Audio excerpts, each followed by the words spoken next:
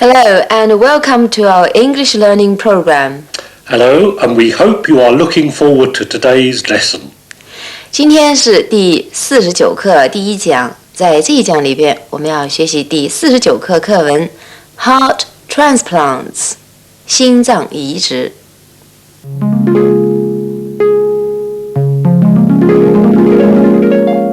Heart Transplants. On the 3rd of December 1967, Dr. Christian Barnard transplanted the heart of a 24-year-old girl into the chest of a 50-year-old man. The operation caught the imagination of the world, and there was a story that a television company offered $1 million for one single photograph of Wyszynski's old heart. But the optimism was short-lived. 18 days after the world's first heart transplant operation, Wyszynski died of pneumonia at his hospital in Cape Town. The main problem facing Christian Barnard was how to prevent the body's rejection of the new heart. Anti-rejection drugs, it turned out, also weakened the body's resistance to any disease-carrying germs which came its way. It was a side effect, but it killed the patient. Within a few days of Wyszynski's transplant, another operation was performed in the United States by Dr. Adrian Kontrowitz. The recipient, a 2.5-week-old baby boy, died 6 hours later. A month afterwards, at Stanford University Medical Center in California, Dr. Norman Shumway carried out a third, but his patient lived only slightly longer. By now, optimism had given way to doubt. There were those who believed that the heart was the home of the soul, and the thought of a heart being transplanted from one body to another caused them a great deal of pain. Another question asked was it all worth the trouble and money that went into it if at the end of the day the patient died? But these early misgivings were not shared by everyone, and in May 1968, one of Britain's most eminent cardiac surgeons, Donald Ross, decided to perform the operation on 45-year-old Frederick West. For the patient, it was a last chance. He had already suffered several heart attacks, and there was little hope of his living much longer in his condition. As Mr. Ross said at the time, if the patient has no other future short of this transplant, we think we are morally justified in the present state of our knowledge in doing it. For the following 5 weeks, Mr. West said he felt like a new man. But 46 days after his operation, Britain's first heart transplant patient died. It was a great ordeal for Mrs. West, but an ever greater ordeal had been publicity. Hundreds of reporters from the newspapers, radio and television besieged the narrow road outside the West's home. All wanted a glimpse of the family whose breadwinner had made British medical history. I used to be afraid to go outside the front door, Mrs. West recalled. People would jump on you, and others would drive by in the car and point at the house. It was frightening. All I wanted to do was hide. The poor record of survival, plus medical reaction against the media's use of heart transplants for publicity, and perhaps also entertainment, gave rise to a wave of anti-transplant feelings both in and outside the medical profession. After that, heart transplants as good as ceased. One man in America carried on the research. It was Norman Shumway, who taught Christian Barnard his transplant techniques, after spending 20 years experimenting on animals. Today, the American is one of the few foremost heart transplant surgeons in the world, having overcome many of the earlier problems, like rejection. His rate of success speaks for itself. Out of 143 operations in the past decade, 59 patients are still alive. One man continues to lead an active life after 8 years with someone else's heart beating inside him. 8 patients have survived for over 5 years, and 70% of all Shumway's transplant cases live for over a year. Meanwhile, we have the testimony of Mrs. Josephine West, to whom the 46 extra days she had with her husband were priceless. They were good times, she told a friend, and Fred had no regrets. He said if he had died tomorrow, he'd really enjoyed himself. It was like seeing him as he used to look before his heart trouble. It was all worth it, and I'd do the same again. 下面请大家用英文回答课文的一些问题。Question 1. Who carried out the world's first heart transplant? Who carried out the world's first heart transplant? Dr. Christian Barnard, a surgeon of South Africa. Question 2. What caused the death of the first heart transplant patient? What caused the death of the first heart transplant patient?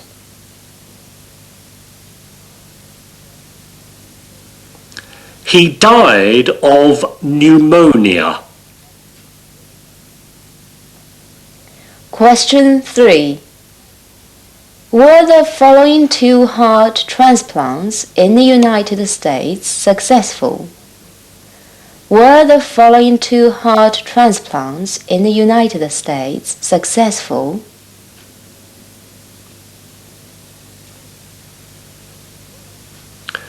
No, they weren't. Question 4.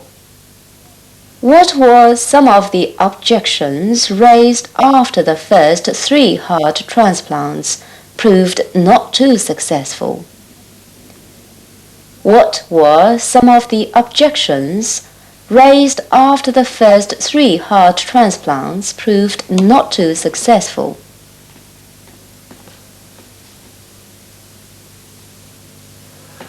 Some people thought heart transplants caused patients a great deal of pain, while others considered them a waste of money. Question 5. Did heart transplants cease altogether after that? Did heart transplants cease altogether after that?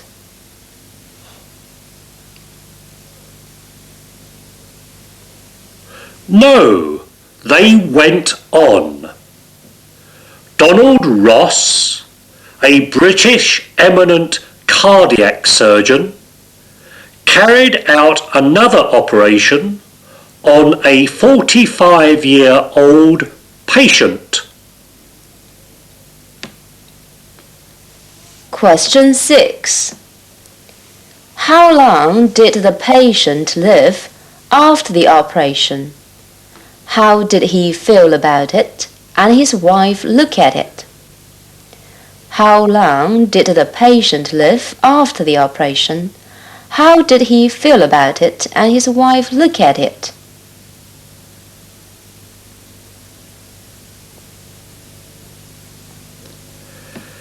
He lived 46 days. He said he felt like a new man. His wife thought the 46 days priceless, for together they enjoyed a new lease of life. Question 7. In what way was Dr. Norman Shumway of the United States important in the history of heart transplants? In what way was Dr. Norman Shumway of the United States important in the history of heart transplants?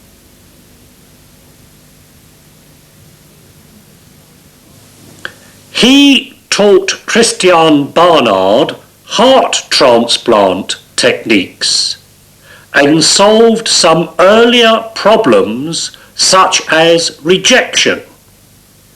He was important also because of his very high rate of success.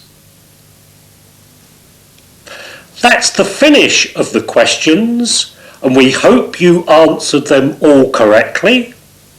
Now let's look at some language points from the text.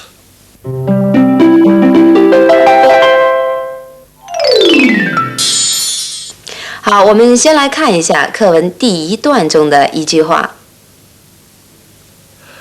The operation caught the imagination of the world. 这句话的中文意思是，这手术激起了人们的幻想。也就是说，大家认为心脏都可以移植，那么其他器官移植的可能性就更大了。Catch the imagination of 意思是激起谁的幻想。Catch 意思是引起、吸引住。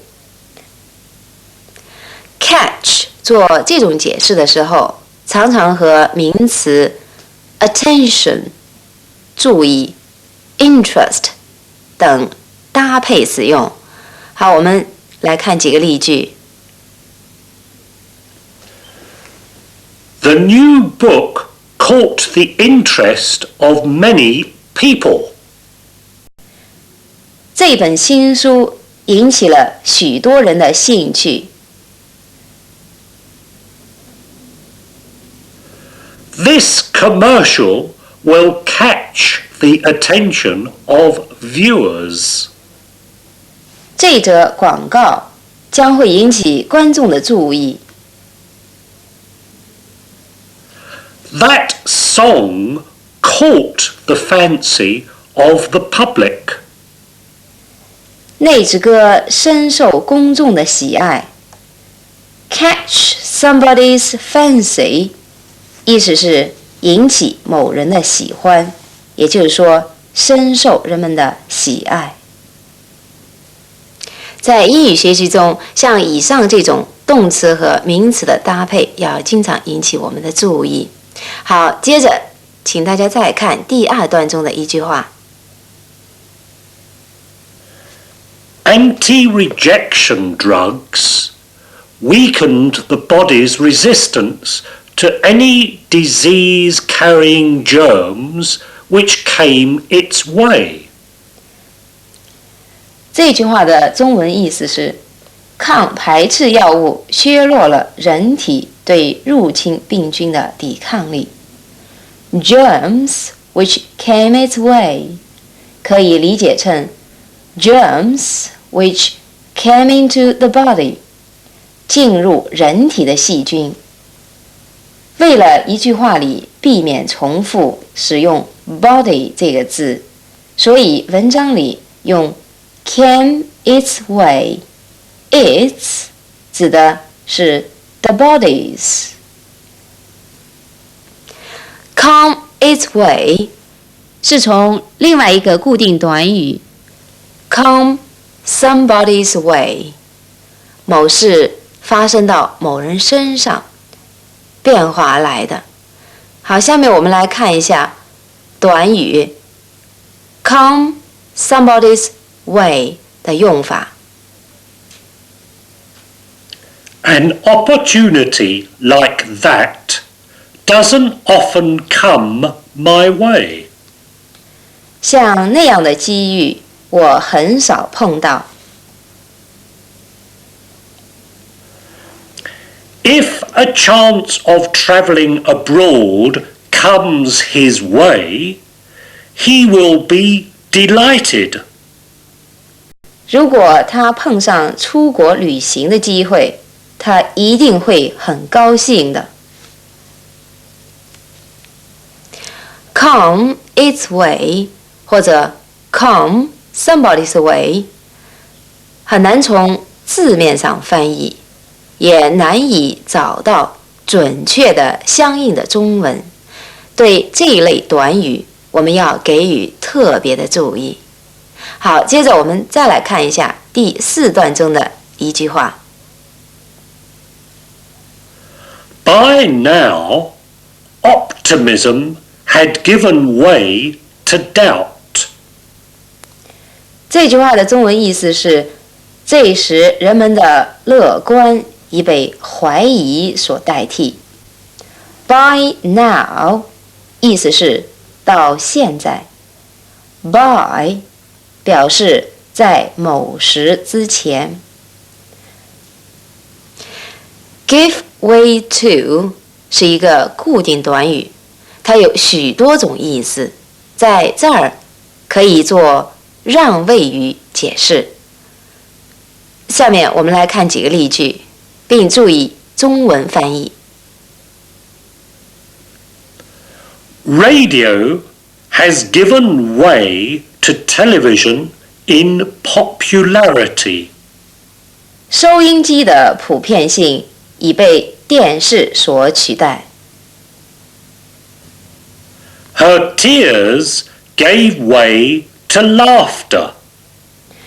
这句话的字面意思是，她的眼泪让位于笑声了。那么译成她破涕为笑更好一些。Their desert has given way to pastures. 在那里，沙漠没有了，出现了牧场。